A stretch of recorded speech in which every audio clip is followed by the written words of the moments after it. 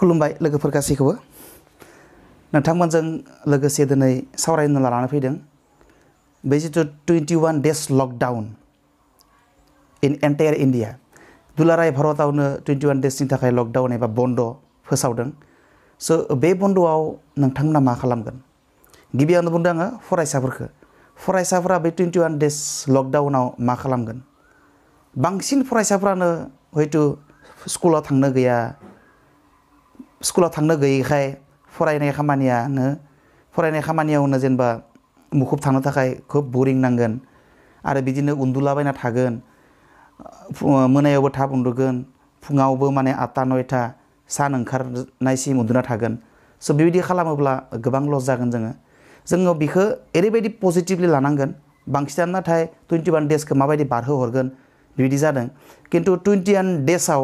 मा खालामगोन जेबो प्लेन गैया पलिसि गैया आरो सानदों बा बे 21 days ले मा खालामनोलै थैखालांगोन दखन मानसिया किसुमान थैगोन बायदि मोननानै लादो 21 days न'आव थानो गोनां जानायखौ तो एक्चुअली बे 21 days खौ ओरैबायदि पजिटिभलि लानांगोन बे 21 days जोंनि थाखाय बिराद मोनसे भगबाना जोंनो बे 21 days खौ एक्चुअली अनथोब एक्चुअली प्रेजेन्ट हिसाबै हरदों बे 21 days आव जोङो पार्सनेल खामानिफोरखौ ओरैबायदि मावनानै लानो हागोन एरैबायदि निजानि थाखाय खामानि मावना लानो हागोन जोङो सोरबा समाजनि खामानि मावग्रा मानसिफ्राबो निजानि पार्सनेल खामानिखौ मावना लानो थाखाय बेयो मोनसे चान्स भगबाना जोंनो 21 days ल हरदों बे 21 days खौ निजानि खामानि मावना लानो थाखाय बे 21 days खौ जोंनो इसोरा हरदों सोरबा सामाजिक लिडार सोरबाया स्कुलनि प्रिन्सिपल्स माबा लेक्चारार बा सोरबाया माबा माबि डिपार्टमेन्टनि एमप्लयिज जेखि जाया बै एमप्लयिजफोरा ओरैबायदि खामानियाव मुखुब थानो गोनां जायो समाजनि खामानि मावनायाव साख्रियालानो जा माबा माबि लिडारानो जा नाथाय समाजनि खामानि मावबाय थायोब्ला पार्सनेल आरो न'नि खामानिया थालाङो नालाय बिनिखायनो बे 21 days आव थारमाने गावनि खामानि मावना लानो थाखाय मोनसे सुजुग हरदों जोंनो इसोरा डाइरेक्ट हरा नालाय इनडाइरेक्टलिसो हरो थारमाने इसोरा जोंनो जेखि जाया सुबिदाखौ दा बे 21 days खौ जोंनो इनडाइरेक्टलि हरदों बेनिखायनो बै 21 days आव जोङो ओरैबायदि पार्सनेल खामानि मावना लानांगोन खुब सिडिल वाइसआव जाहाथे बियो every second of this 21 days is used in a very profitable work बिराद फिथाइ गोनां खामानियाव जाहाथे जोङो मोनफ्रोमबो सेकेन्डखौ बाहायनो हायो बे 21 days नि बेनि थाखाय मोनसे शिडिउल बानायना लानांगोन दिनैनिफ्रायनो आरो पार्टिकुलारलि फरायसाफोरनि बाथ्रा बुंग्रोनो नागिरदों फरायसाफ्रा जितु स्कुलाव थांनो गैया माबा माबि प्रजेक्ट खालामनो दोंबा प्रजेक्टखौ खालामनानै लाखा फरायसाफ्रा होमवर्क माबा एसाइनमेन्ट लिरनो गोनां दोङोबा लिरनानै लाखा आरो लेसनफोराव माबा माबि थालांनाय सिगाङो रोंबुदिया जेरैबायदि हमना ला एग्जाम्पल होनि आङो सोरबा ग्रामार रोङाबाथाय ग्रामारखौ क्लियार खालामनानै ला बे 21 days आव जिहेतु क्लासनि बिजाब फरायनो गोनां गोदान फोरोङोबासो गोदान फरायनो लुगैयो स्कुलाव थाङोबासो कलेजाव थाङोबासो जिहेतु दा गोदान लेसन नोंथांखौ फोरोंग्रा रावबो गैया जिहेतु कलेजा बन्द बेनिखायनो नोंथाङा इयुनाव थाबोनाय उन्दै क्लासाव जुनियर क्लासफोराव मोनबोनाय इंलिश ग्रामार नोंथाङा कमप्लिट खालामनानै ला इंलिश ग्रामार जिमान दोङो A to Z English grammar नियम नीति नोंथाङा सोलोंनानै ला बा नोंथाङा मेथ्सनि फर्मुला जाय मेथ्सनि फर्मुलाखौ नोंथाङा आगोल मोनबोबाय प्रिभियास लेसन्सफोराव नोंथाङा मोनबोबाय बा नोङो मोनबोबाय बै मेथ्सनि फर्मुलाफोरखौ थख' लिरनानै बे 21 days आवनो मुखस्थ' खालामजोबनानै ला बा साइन्सनि माबाफोर बेबायदि मुखस्थ' खालामनो गोनां संकेतफोर दोङोबा फर्मुलाफोर दोङोबा बै फर्मुलाफोरखौ थख' A to Z जायखौ मोनबोबाय दिनैसिम बेफोरखौ मुखस्थ' खालामनानै ला बा बिनि अनगायैबो माबाफोर लिरनो दोङोबा बेखौथ' लिरनानै लाखा आं बुंखाबाय दा बिनि अनगायैबो इंलिश लेंगुवेज सोलोंनो थाखाय बे मोनसे बिराद गिदिर सुजुग इंलिश स्पिकिं इंलिश रायज्लायनो थाखाय जायफ्रा इंलिश रायज्लायनो रोङा इंलिश रायज्लायनो गोरोंफोरनि थाखाय बे मेथ्सनि फर्मुला साइन्सनि फर्मुला आरो प्रजेक्ट एसाइनमेन्ट बा उननि प्रिभियास लेसन्सफ्राव मा मोनबोदों बेफोरखौ रिभिजन खालामना लानांगोन होमबानो बियो बिराद मोनसे प्रफिटेबल मोनसे पिरियड जागोन बियो आरो बेबायदि प्रफिटेबल पिरियड हिसाबै जों बेखौ बाहायनांगोन अब्लासो बे 21 days जोङो 21 days खौ जों बिराद गोजोनै आरो बिराद माने मिनिंफुललि जोङो पास खालामनो हागोन बारहोहरनो हागोन दाना इंलिश स्पिकिंनि थाखाय जायफोरा इंलिश रायज्लायनो लुगैयो बिथांमोननि थाखाय बे 21 days very important and very profitable days very beneficial days for those students who want to learn English okay so English language फोरोंनो हागोन नोंथाङा बे 21 days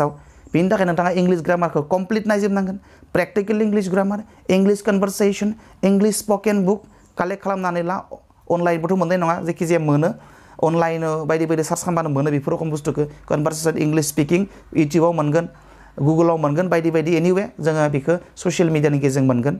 इंलिश स्पिकिं बोरै खालामनांगौ इंलिश कनभारसेसन टपिक वाइसआव बोरै खालामनांगौ इंलिश प्रेक्टिकल इंलिश ग्रामार बिजाब थाखायो थख' माने डे 1 डे 2 डे 3 21 डेजआव खूब सिडिउल खालामना लानांगोन जाहाथे 21 डेजनि 21 डेज जानायसिम जोङो बेखौ कमप्लिटलि फोजोबहैनो हायो बेनि थाखाय मोनसे सिडिउल बानायना ला दोनैनो बिजाब गांसे फोजोबनो थाखाय नों गांसेयाव खै पेज फोजोबनांगोन बेबायदि ग्रामार बिजाबा 2 डाटा खै पेज दोङो बेयाव हमनानै ला 21 दिन 20 दिनखौनो हमबाय हमनानै ला 20 दिन बा 100 पेज दोङो बेयाव बा खानसेयाव खै पेज फोजोबनांगोन खानसेयाव गांबाके फोजोबनांगोन गांबा पेज फोजोबनांगोन सानसेयाव गांबा पेज फोजोबनांगोन बेबायदि मोनसे टारगेट बानायना ला जाहाथे 21 दिनाव नोंसिनि ग्रामार बिजाबा जोबहैयो नोंसिनि प्रेक्टिकल इंलिश ग्रामार बिजाबनि लेसनफोरखौ आं फोजोबहैनो हायो ओरैबायदि मोनसे कनस्ट्राक्टिभ डिसिजन ला माने सिडिउल खालामनानै ला जाहाथे 21 डेजआ नोंथांनि टार्निं पइन्ट जायो आरो नोंथाङा बुंनो हायो बै कर'ना भाइरास जानानै 21 डेज लकडाउन होनाया आंनि जिबननि मोनसे टार्निं पइन्ट मोनलै बापरे बा 2020 मायथाइनि जाहाथे नोंथाङा जिबननि जोबथा बुब्लिसिम बै मोनसे 21 डेजखौ गोसोआव लाखियो बेबायदि मोनसे मुमेन्ट खालामनानै लाखि ओरैबायदि स' भेरि इम्पर्टेन्ट आरो भेरि माने प्रफिटेबल डेज खालामनो हायो जों बेखौ दाना बे जोब्बाय दाना जोङो नेक्स्टआव फैनोसै दानिया बिफा फरायसाफोर नङा बिमा बिफाफोरनि बाथ्रा बुंनो नागिरदों ओरैबायदि बिमा बिफाफोर दङ जोंनिया गथ' गथायनि सम होआ एलपि स्कुलाव फरायनाय गथ'फोर एमइ स्कुलाव फरायनाय गथ'फोर दोङो हाई स्कुल हायार सेकेन्डारियाव फरायनाय गथ'फोर दोङो बै गथ'फोरनि बिमाफोरा बिराद बिजि गावखौ लाना गावनि माने बेलेग बेलेग खामानिखौ लानानै सोरबाया धोरोमनि लिडार सोरबाया समाजनि लिडार सोरबाया माबा माबि आफादनि लिडार सोरबाया माबा बेंकनि साख्रि मावो सोरबाया मबा थायो ठिकादार मावो खामानि मावो हाजिरा मावो एकदम बिराद बिजि गावखौ लानानै खिन्थु गावनियाव जे एलपि स्कुल एमइ स्कुल एबा हाई स्कुलाव फरायनाय गथ' सासे दं गथ' सानैसो दं बे गथ'फोरनो जोङो टाइम होआ बिमा बिफाफोरा गावखौ लाना बेस्थ' खिन्थु गावनि गथ'खौ लानानै जोङो दसेबो बेस्थ' नङा दसे समबो बेस्थ' नङा दा बिनिखायनो जोङो बै 21 डेजआव सोरबा बिमा बिफाया गथ' गथाय दोङो बा देरफुहांनाय हाई स्कुल एमइ स्कुलाव फरायनाय गथ'फोर दोङोबा बे 21 डेजखौ नोंथांनि गथ'जों नोङो